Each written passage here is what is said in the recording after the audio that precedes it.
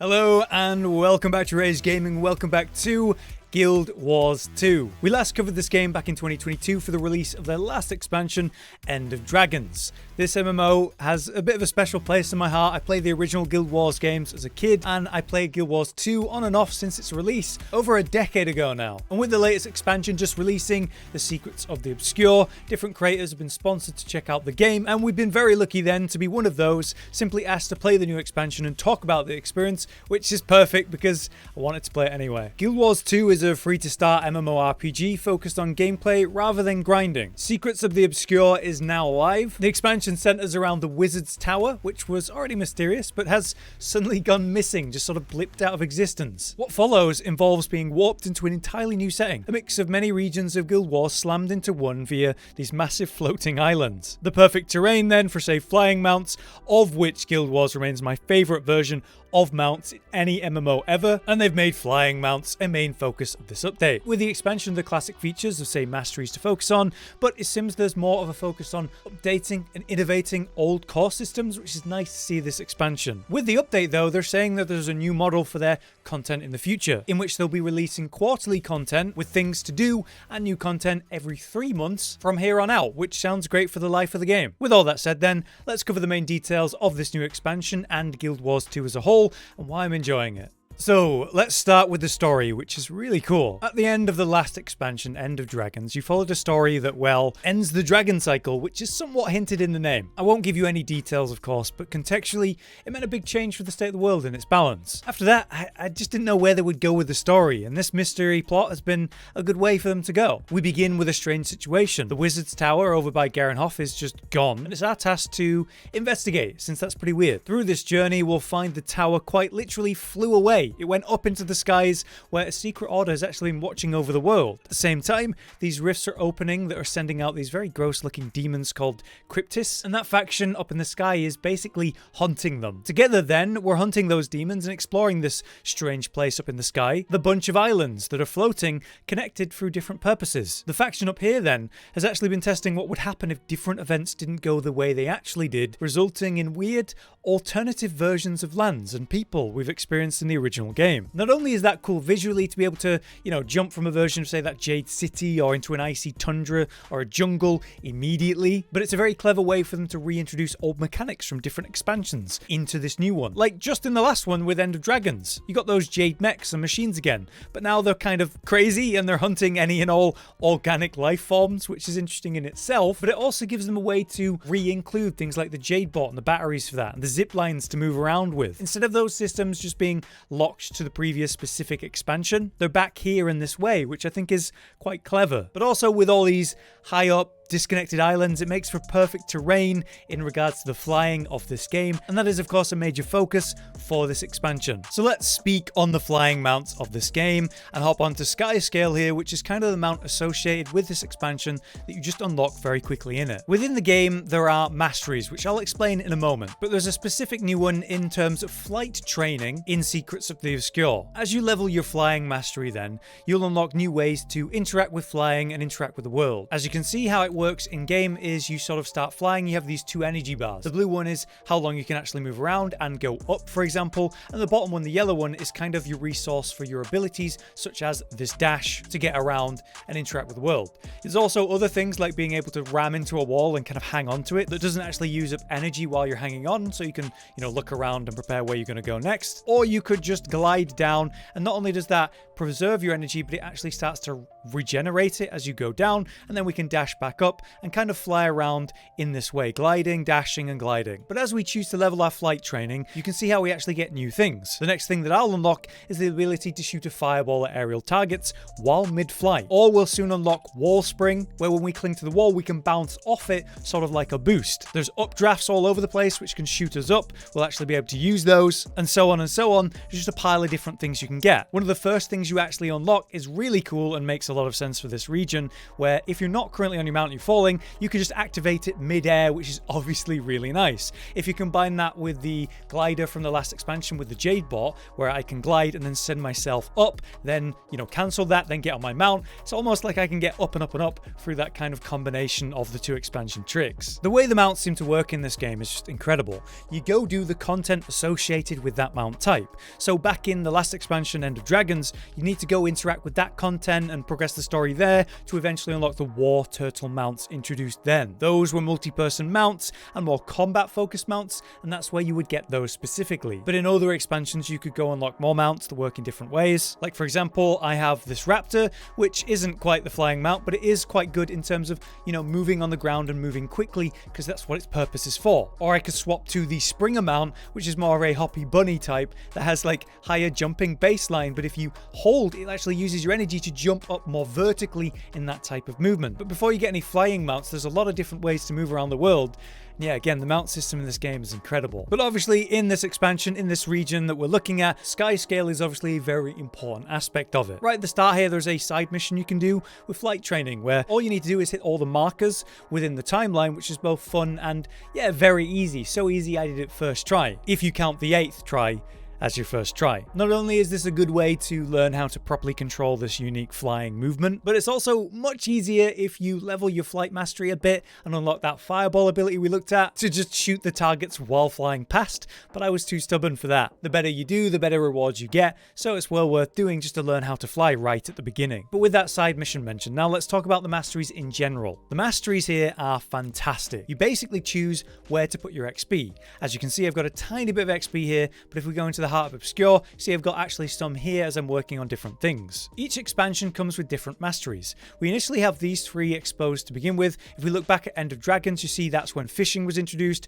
boats and skiff piloting, the J-bots, and other things like the turtle mount I mentioned. If you go back into the other expansions, that's where you unlock other mechanics. Specifically in the Secrets of Obscure expansion though, we have the Heart of the Obscure research to do with your heart itself, where we're training this to empower the heart we're using for a bunch of different purposes. For example, finding rifts to hunt like that. Through this, we'll be able to use those updrafts initially to fly around this region easier, but then we can get arcane treasures and greater arcane treasures through this. Those are tied to the wizard tower we'll mention in a moment. There's of course the flight training as we've just explained, and also the astral ward, which is also tied to the wizard tower, and rift hunting. You can see how there's more masteries in the previous expansions, and it seems like a 4th one will be coming in the future, in reference and callback to the way they're adding new content in that quarterly way in this expansion for the first time. But how do you get XP for this stuff? Well, you choose. Anything you do, be it exploration to gather mastery points to spend, hit vistas to give you that nice view of different areas, go to points of interest which usually have something going on, whether you're doing side quests or main quests even, small scale events or the massive group ones, you're going to be doing something and you're going to be getting XP. And it's up to you where that XP goes. You can only do things you enjoy and still get XP specifically. It's just before that you pick where you want your XP to go. So if I want the XP to go into flight training, I just activate that, and now all my XP is going towards that. Once you fill up the bar, you spend mastery points you gather through various content and upgrade the mastery to give you those new perks. So XP is used less to make numbers go up, and so you technically get slightly stronger, but it's more contextual mechanics to the expansion, the story and the content you're actually doing, which feels way more interesting, way more engaging, and it's true freedom to do what you want, to get XP how you want, and to choose where it goes, which is genuinely fantastic. They have added a new reward system in the expansion though. If we click this at the top left or Shift H, we get the Wizard Vault, which as you can see has daily challenges and rewards, weekly and special. And you can see I've been doing some of these, like defeating an enemy, logging in. On the weekly, I've done 10 events. On special, I've completed a meta event to actually unlock the Wizard's Tower. This gives me currency, which then I can put into my Ash rewards, which is a really cool in-game reward system. I really like that. They also reference the Bring Legacy rewards to this in the future. Now, one thing that I did mention a couple times here is the Wizard's Tower, which is up here with us on these floating islands. This seemingly locked, mysterious tower appears to be a big centerpiece for this new region. By completing a massive group event, a portal opened to take me there to the first area that had sort of temporary open post-event. Through that, I could actually wander around a little bit and open these different chests, which had some good items in them, but there was also some bigger ones that were locked that I couldn't open. And that's again because of the Heart of the Obscure research, where I could start to open lesser arcane treasures or greater ones once I progressed that. So it seems like the tower is going to open sometime sometimes, depending on what's going on in the region at the time, for some very good rewards if you can help open it and get involved. It seems like it's going to open more and more in the future. Logically, the rewards are going to get better for those who've actually progressed their heart mastery, as well as there clearly being story stuff here that I'm still working on. Now, earlier I mentioned that there's rift hunting, and I used this heart, and then I revealed, hey, there's like a wind tunnel that's leading me over there. Something's going on over there. That is rift hunting, and it's a big part of the new expansion. We're hunting the demons that hide within those rifts. Using that heart, we track them down, and by going there, eventually you find the source, which is a rift that you've been exposing. Using your heart on it, you'll rip out whatever hiding monster's there, which can be a powerful elite you actually need to defeat. A demon, one of those cryptists, in all its horrible glory. Often you're going to have other people around to help you deal with that, but they do come with their own mechanics. They'll change aggro at will. It's a challenge to beat, especially if there's not many of you. But when you do beat them, you'll get some nice rewards. You'll also get some materials called essences. There'll be different names. These essences are materials you use to craft weapons and armor, or you could even use them as bait to lure out even more deadly demons from those rifts. So while you're out and about doing the open world content, you can at any point hunt down some rifts and get some more rewards from that. Next, let's talk about the combat of the game just as a quick highlight, because it's a really cool system. Basically, I have my main class, right, which is Necromancer in this case, which gives me necromantic abilities to choose, such as summoning my horrible, horrible allies, which I can use in different ways, like making a turret there that, you know, will attack enemies that I can destroy and teleport to, which is quite convenient. There are different types of skills and types of training that you can get different abilities from. There's different specializations, of course, where you'll get passives and abilities from. And then there's the elite specializations, which are tied to certain types of content. For example, I got the Harbinger from the last expansion, which is kind of like a gunslinging necromancer. And you have elixirs, which you can use to debuff enemies and buff yourself at the same time. You just don't want to go too hard because you do give yourself blight when you use it. So when I buff myself up with all these, I'm giving myself blight, which is actually reducing my maximum health. So if I go too hard with these elixirs, I actually nerf my health by a lot, even if the perks of using those can be quite useful. So it's a question of like using them at the right time. Should you hit yourself with them and enemies, or just yourself, or just the enemies, and so on. Now the elite specializations give you access to different weapons you normally wouldn't have access to, such as the gun here. So I'm actually able to use one as a necromancer and use different abilities. It's a one-hand weapon, so I have an off-hand weapon, which is a dagger, so I get some dagger abilities like the swarm spread or this AoE, but you actually have two main weapons to use. Right here I have my two one-handers, and then I can swap to my current two-hander in this case, which is a staff, which is more AoE focused, as you can see, where I put these sort of sigils down, and when an enemy steps on them, they explode for different purposes. So I'm swapping between my two weapons, I'm using their abilities, I'm using my necromancer abilities, and I'm using my specialization abilities. This spec also comes with its own form, which I build up by fighting, and then as I swap into it, I turn into this crazy spectral thing. By being in the form, I am draining that meter, but during it, I can be very powerful with like AoE CC, I've got leaps and dashes, I've got AoE shotgun blasts, and loads of punches. So I'm swapping between all of this constantly. But there's something new in this expansion where they've added something called Weapon Master Training. Right at the beginning of the expansion, you can pretty much unlock this, and what it means is you're actually able to use weapons associated with other specializations. So take the Reaper here. That's what I would need to train to actually be able to use a greatsword as a necromancer. But with the new detail of this expansion,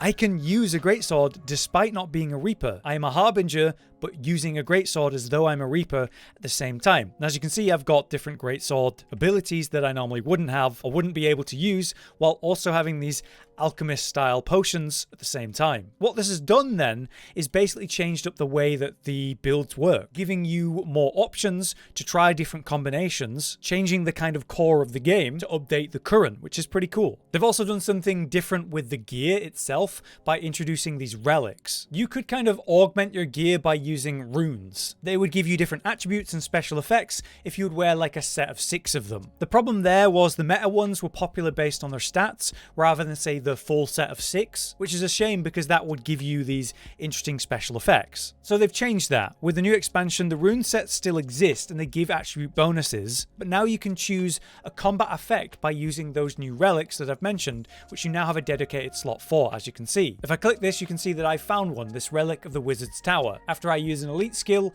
I'll shield myself with a projectile reflecting barrier while summoning a wave that pulls enemies towards me. So let's equip that. So as I throw an elixir, it spawns that shield around me, and it will pull enemies if I'm near them. I earned that relic by doing a massive group event in the open world, helping restore an important character back to sanity. We had to fight on these 3 main platforms and points, separating all the people that were there into different mini groups to go do different missions like gather power, defeat special elites, and then eventually return to the middle to finish the event in a big fight. There's tons of fighting, there was mounted movement and evasion, and all these telegraphed attacks that everyone has to avoid rather than one person being targeted and singled out. It's pretty cool. At the end of that, I earned a pile of XP and that relic to consider for my build. Apparently though, they've introduced 40 core relics to the game with this and 12 expansion specific relics on top, and they plan to add more and more in the future. The thing is, if you've got a character level 60 or higher like I do here, they'll give you a 3 relic chest. When I open this, I can choose from 4 different relics here. Do I want one for conditions, for power, for support, for survival?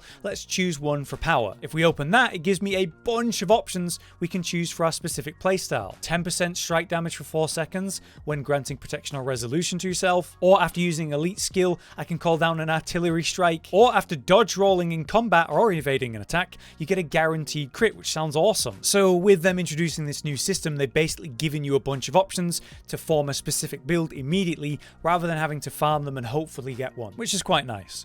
But yeah, I think that covers everything as my little overview here. I think it's fair to say that I have a high opinion of the game and the way it does things. But in this expansion, you can see how they've made some big changes. Not only in the way that they're going to run the live content by introducing things in a more consistent way. Every 3 months you'll get that new content. But they've clearly gone back and changed some core stuff that just wasn't working for the current player base. In regards to this expansion and the theme and story, it's got me interested. I'm not really sure where it's going to go, but I am interested to see how we kind of tackle these demons. The introduction they give you has you face this massive horrible demon that just destroys you multiple times to the point you have to hide and escape from it, which set things up really well with the demons being pretty scary. But either way, if you want to give the game a go yourself, you can buy the new expansion, Secrets of the Obscure, by heading to their website through the link in the description of this video. If you do that, they'll know we sent you, which will be a big help to us and them. Finally, thank you again to Guild Wars for sponsoring the video.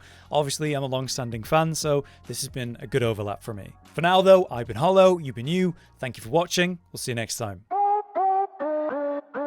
Josh, Cotton, and Hollow with the videos, dropping the humor like a hammer on your tippy toes, bringing entertainment on a daily arrangement to take our insanity and turn it into entertainment. Yes, I said entertainment twice, to reiterate that it is nice to look into your faces on a mostly daily basis when you let us in your homes to make the whole world a stage.